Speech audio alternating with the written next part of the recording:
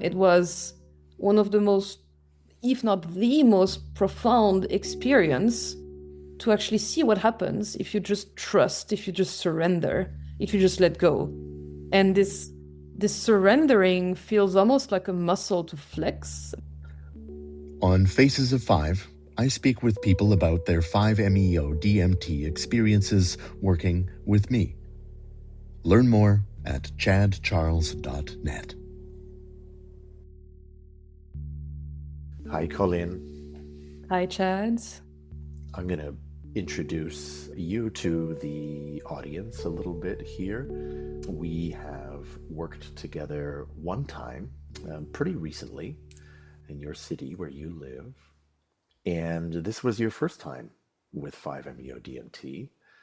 And I think the link came from a friend that we had in common. And you signed up, you went for it.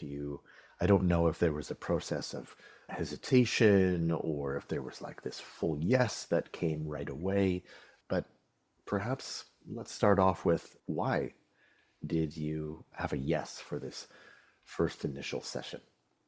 Yeah, that's a good question. I have to say, I had access to 5-MeO-DMT in my life, as in I have some friends, acquaintances that have direct access to it.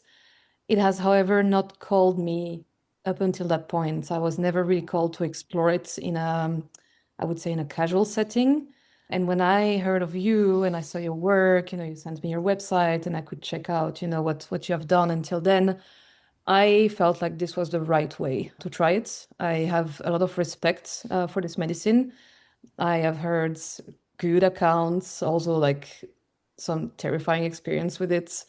I always had, like, as I said, a lot of respect for it, and I felt like this was the right setting for me to explore these aspects. Okay. So this was the first time you knew about it, and was there an element of timing, not only just the appropriate set and setting or the trust in, this new dynamic between you and I, but was there also a timing in your life at the moment? We planned this months in advance. Yeah, was that part of your decision-making process?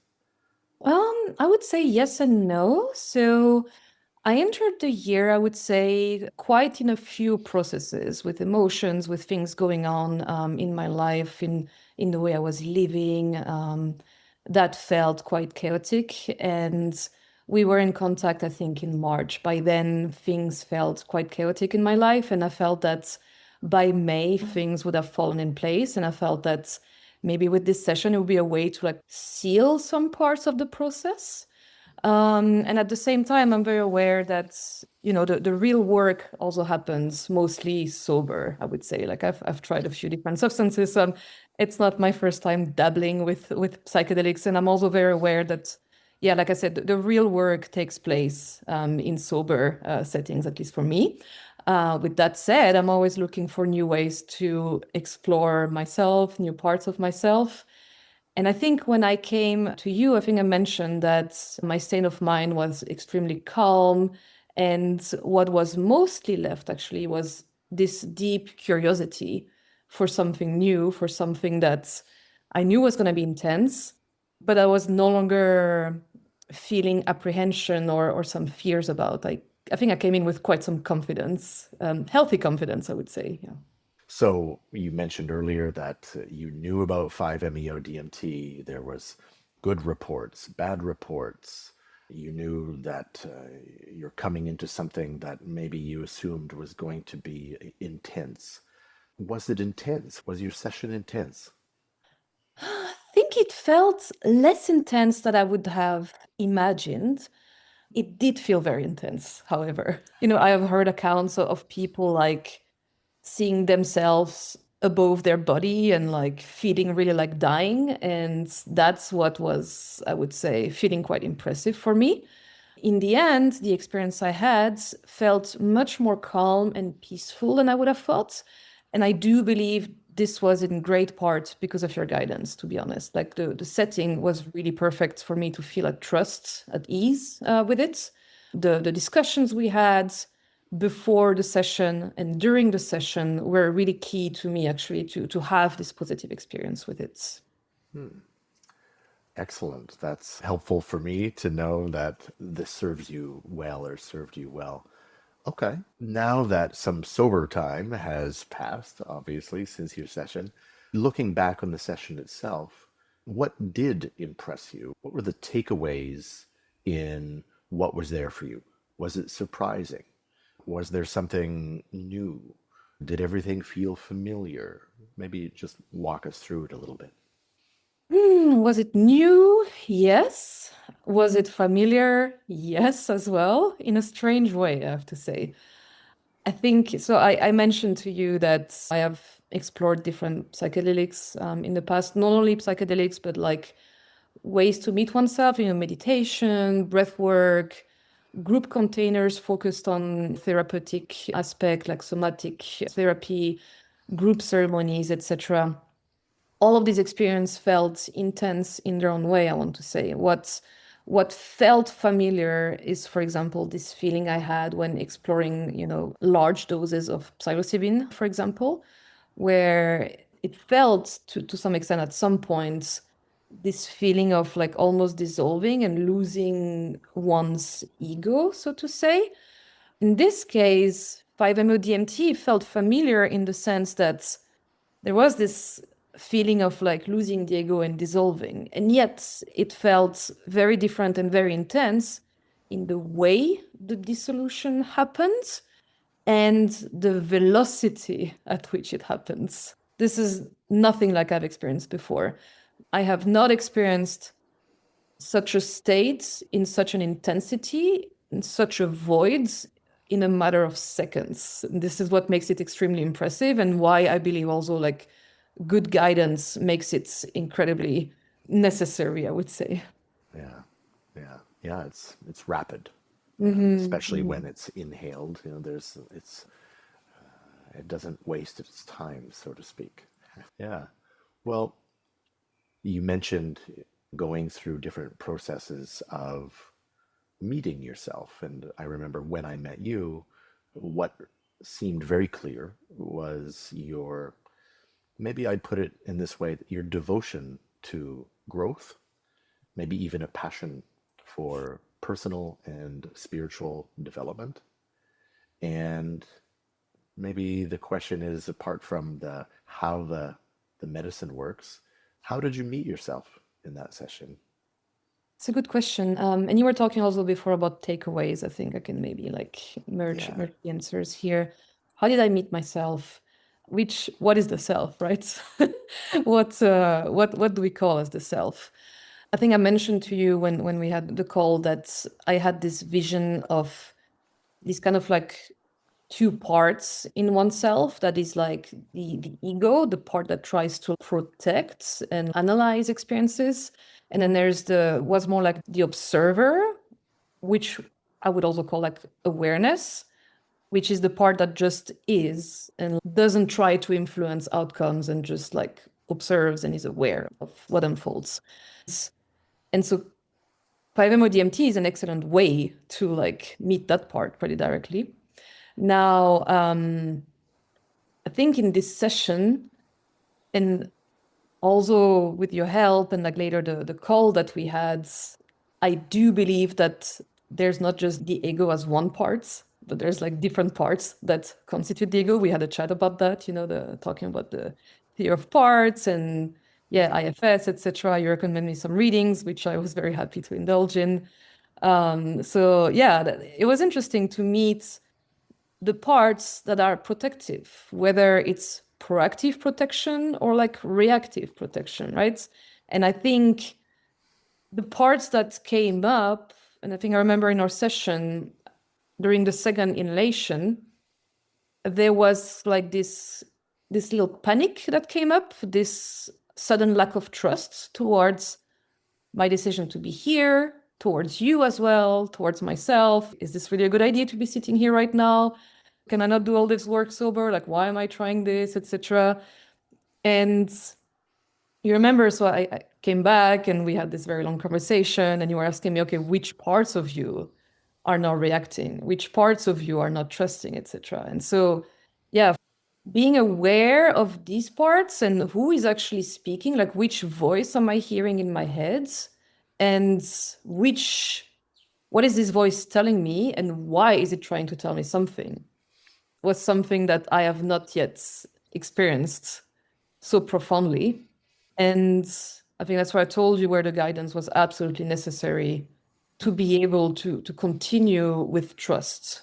Because as you said, whereas I had like all these like mind analysis that was present, that was like, okay, what is going on, etc. Like we're trying to like pinpoint what is happening exactly. Beyond that, there was a body that was pretty calm and that was actually ready to go forwards, right? So I remember the way that I put it is that we found somehow an anchor, and it wasn't so much another supposed part of the self, but nevertheless the very body and embodiment of where your locus of consciousness, personal consciousness is, and it was the body. And so here there was a lot of narration and mental kind of struggle, gymnastics almost. And there your body was just somehow waiting patiently and lovingly for whatever was next. And so it seemed to be this anchor point that you could trust in moving forward. Does that add up for you? Yes, it does. Yeah. Was that new or surprising to you that there seemed to be this very different reality and experience between what your body was saying and what your mind was saying? It was not new. It was a different experience to experience it this way. But I think it's not the first time that my mind tries to override body signals. Definitely not. And it was a very profound reminder, but also a first of its kind experience in that case, I think. I think in all other work with psychedelics that I've done, I have not had this fight where I had to like juggle in my mind. Somehow I was already trusting, and I don't know why I made it that I was more relaxed maybe it's the speed, at which things are happening, right? It's like when you go with psilocybin experiences, for example, right? Like you have time to observe what's happening, you have time to like see what unfolds and like how things are changing. And whereas this is like taking a rocket up to the sky. And I think that's probably where this panic, distrust came from.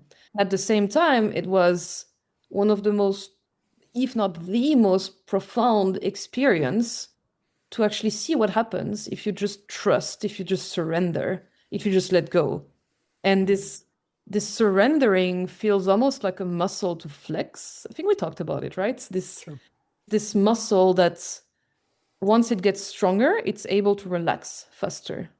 And entering this meditative process without resistance is in the end what you guided me towards, and what I was in the end able to do to go into it with trust and actually get the experience that I'm grateful for. And so, in your last round in the session, it seemed quite peaceful, quite easeful, in fact. And yet, it was the most profound in the entirety of the session as we gradually work towards the possibility of that full release of the subjective self from its confines, let's say. Was that surprising? I would say yes. I was surprised at the ease at which things actually resolved. I was, after the second inhalation, I was convinced I would just call it a day and go back home and maybe try it again, in 6 months. I had this moment where I was like, okay, like I should really just go home and yeah, try again in some time. And so yes, like going into the next inhalation and choosing to really, trust you and be like, okay, let's just do like I do when I meditate. Observe my thoughts, let them go, and focus on how my body feels. Focus on parts of my body, a little body scan. And doing that, yes, I was surprised at the easiness and the speed at which I could relax into the next process. Yeah, it was remarkable. So here there was this tuning into somehow the trustworthiness and the reliability that your body was signaling. And mind was kind of doing its own thing at first, and then it kind of tuned into those signals and somehow realized that it could trust that. How has that shown up for you since the session, since the last time we talked in our conversation after? What's your relationship to body, mind, parts of mind now? What's new for you? What are you working on? I think, yeah, it's in the end, it's the largest part of integration for me. In which parts of my life can I learn to trust my body more? In, you're in situations like social situations, maybe work situations, relating situations where sometimes your mind tells a story and your body tells another. And I think for me, the integration is really this to really ask myself, okay, did I really listen to my body right now? How much did I listen to my body today? And if not, how can I do better next time? Yeah. I think that's really the where the integration is for me. Do you have, it's been not that long of a time, but I'm guessing that perhaps you have an anecdote since we last spoke of where maybe you caught yourself not listening to your body, or maybe when you really tuned into your body and by doing so, it was really helpful. Wow, it feels a bit vulnerable to talk about it on a film podcast, I have to say. But like, yeah, what happened like about 10 days after the experience, I had a very intense physical connection with a trusted soul. And during that moment, I really let go of my thoughts, went fully into my body. And I felt like I know there's a word for it, like, when you relive a psychedelic experience a short time after. I thought there was a word for it, but I forget which one it is now. I guess in 5-MeO jargon, we call it a reactivation. Yes, that's what. And I felt like I had a reactivation. Wow. In an Just because intimate moment. yes, I felt like this moment of transcendence beyond the body, like this like oneness, etc. Because I was really able to yeah, like be in the body without the mind and just let go of everything that my mind was thinking about. And yeah, it felt a little bit like a reactivation, I have to say. Yeah, and Um, yeah, there's been some situations that say like if I'm in a social setting and like let's say a comment is made or like my body has a reaction to something that I try to listen to it, like why does this person make me feel this way? And like why does this comment activate something in my body rather than my mind being like, oh, it's fine, and justifying what is happening and trying to rationalize interactions, etc. So like Hmm. that's the biggest way it has shown up, I would say. It sounds like your body and mind are becoming better acquaintances, maybe even friends. I would hope it continues so, yes. I would like to see it, yeah, happening on the long term, That's yeah, I'm still like observing a lot. I think journaling every day is anyway something that has been super helpful to me in the last couple of years. But it has been especially helpful now that I'm integrating an experience because I'm able to check myself at the end of the day and look like, okay, where, in which ways, again, did I today not listen to myself? Or in which ways did I do so? Yeah. I'm curious, and we talked about this a little bit, but I'm curious how, if this is an element that's been either surprising for you or telltale for you, or maybe even confusing, where the body is somehow more at ease, right? We're talking about the communication between mind and body, and it could be the other way around, right? It could be that, wow, body is really signaling distrust, right? There's contraction, there's upset, there's certain sensations, and maybe mind overrides that by not listening to something that is more contractive and, wants to, it's got, mind has an idea or a desire and wants to follow through with that, and not listening to mind in that way. So there's a green light, go ahead with mind, but a red light with the body. It could happen that way as well. Mhm. And I suppose when we first met before the session, we did talk about not the schism, but that relationship between mind and body. And my mind almost always goes to where the body is signaling that something's not okay, and the mind is not really honoring that. And at least in our session, it Mhm. seemed to be the opposite. Does it flip flop for you? Does it work in both ways, or is it always this way where body is open, showing you the green light, and mind is resisting?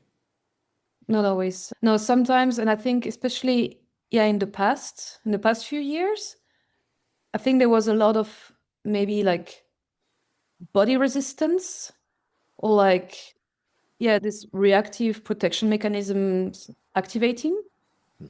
And the mind, once it takes over, actually manages to make sense of what is happening. Hmm, And in those cases, those would be like, triggers that are related to like, childhood, teenagehood wounds. sure. And in those cases, I think like the body stores, past trauma, right? Like it stores wounds. And then sometimes you're in situations, especially when you relate deeply to other human beings, going through such triggers, your body goes into full alert because it's interpreting an experience. It's seeing it as like it's getting reactivated Hmm, by a situation that it sees as a threat. But what's actually happening isn't a threat. And that's when the mind can help make sense of like, okay, what is actually happening? What is the objective reality? Are we seeing here something that is objectively something wrong happening? Or are you experiencing something that activates a past wounds? Right. And then in those cases, yes, I think there's also room for the mind to take over. right, And it's right. And always so good to have guidance, yes, in this. and the body in those cases is showing the way, right? Mhm. If there's the red light, so to speak, right? The nervous system triggers whatever that, how that manifests for you. And here in your session, pretty much from the beginning to the end, body somehow perceived no threat. And yet, as there was an escalation, right, as we worked with different doses over time, oh, like you said, I think in the second round, there's something's perceiving a threat, but it's not your body, right? It's something else, part of mind somehow. And so there's this relationship, this dialogue, this dynamic, this almost a balancing act of, can we can we get along here? Yeah. What was it? What was the threat in that session? What was the perceived threat? What was the threat? It's hard to describe. It's like, I had the inhalation and suddenly it felt like a mess in my head. It felt like everything felt super unpleasant. It felt like I had visions that made no sense, that were like almost aggressive, like this very geometrical visions happening, and I couldn't make sense of it. And I was like, okay, what is happening? And it was just general unpleasantness, right? But maybe it's also, yeah, like a part of you that is feeling that through this inhalation, it has to go out of the way and it doesn't want to do so. It wants to What stay has to go out there. of the way? Sorry? What has to go out of the way?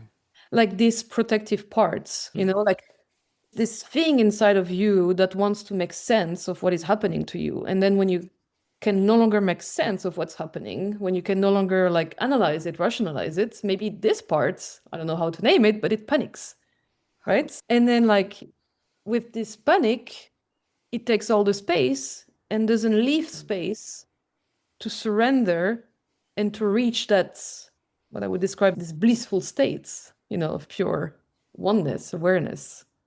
Is that how you describe that last round? Yes. Yes. And it sounds like what you're saying is that was made possible because mind wasn't present. Does that add up somehow? I cannot see how to reach such a state with having this analytical process and like rationalizing process going on. It has to go out of the way for sure. And yet, earlier in the session before that, so there's something's happening. There's this tornado of thoughts, and yet, we can imagine that there is a perceived threat. But here in this particular session, it doesn't sound like there was something specific or a story or some memory or some emergent thing where you're like, that's what it is. This is the origin story of this cacophony going on in my mind. There was just that. And then over time, which, we took our time in this session to allow that to be, to reintroduce all of that to the body. Hey, look, the body isn't experiencing this tornado, this storm.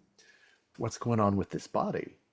Well, and eventually going into a range of dose where a full release is possible, and that happening so softly, so simply, so wonderfully. And then what results is this state, as you put it, where there is not only not a perceived threat, but no one to observe it.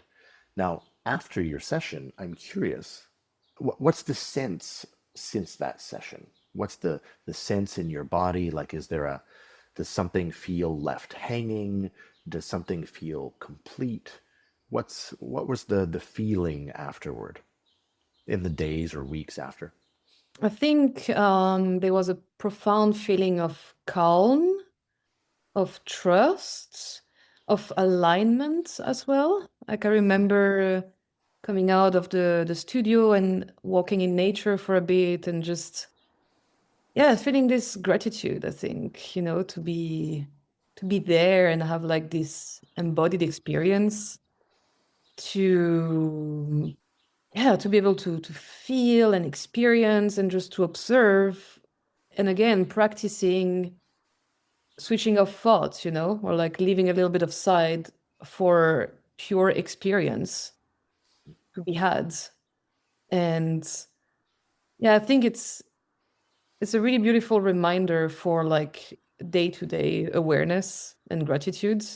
Yeah, very, very How beautiful. you mentioned journaling. What supports you in remembering?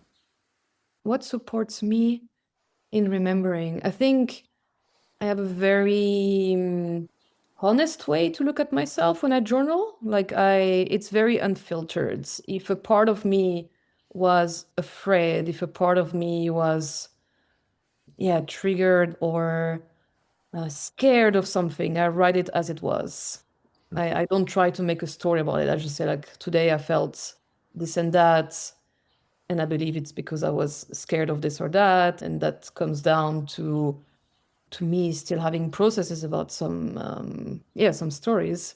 And the way one tells story, right? Like there's this, I try to practice and to write down this kind of like metacognitive awareness inside myself, to be like, okay, like what is really happening, like not try to read like beyond the story that my mind tries to tell. No, it's like, okay, if we think about like different parts of ourselves, like I have seen that they get name as the managers, the firefighters, like the exiles.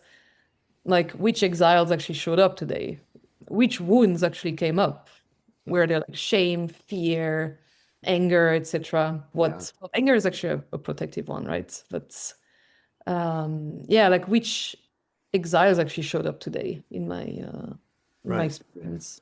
And so in that second round in this session, there's a lot of voices, right? Talking loudly, let's say. And it didn't seem to reveal, where and how and why those voices were very loud in that moment. Do you think, considering the arc of the session itself, where there was a release of all of those voices, do you think it's important now to understand or know exactly what the managers were managing, or what the protectors were protecting, or what the wound was? Does that carry forth for you, or was something kind of resolved within the session itself?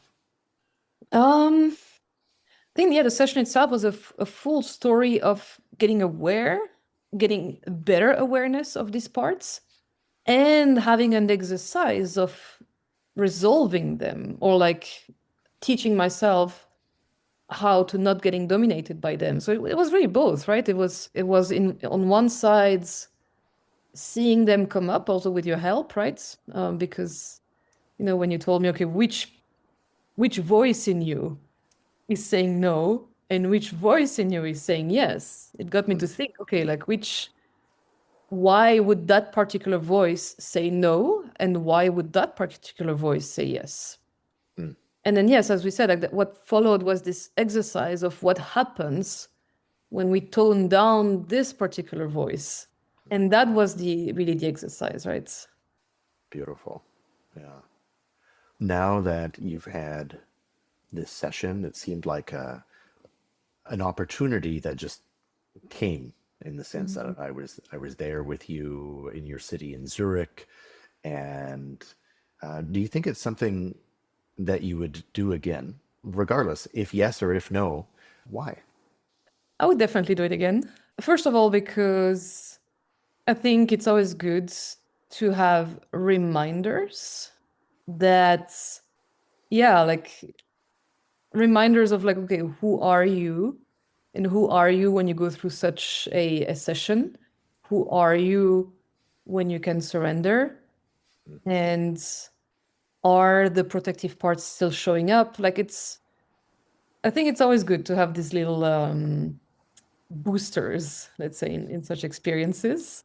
It's not calling me just yet, obviously. It's been a very short time, but I would definitely do it again, maybe next year at some point.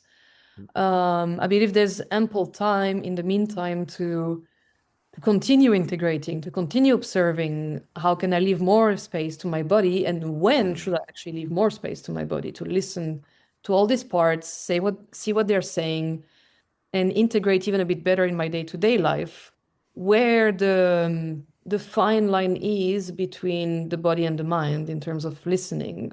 What should I do? It's like it's a constant decision process. Right. And yeah, the second reason I would do it is just because that state that I reached just felt extremely blissful. And I think that, yeah, it was an intensely profound and interesting experience to have. And I'm a curious being, and I would always want to do it again. I think it's a bit like, in a sense, going on a roller coaster, like you get all this adrenaline, etc., and then you're like, oh, I want to go again. And I think I had this feeling after the session. I was like, is it ending already so soon? Like, I want to go again. And I knew it wasn't the right time, but I knew I would come back to it sooner or later. Well, it sounds like, if I bridge some of your earlier words and what you just said, you would come back to meet yourself again in that particular way, on that particular ride, right? We can meet ourselves in so many ways, and there's no one way to do it. And yet, this is a profound way.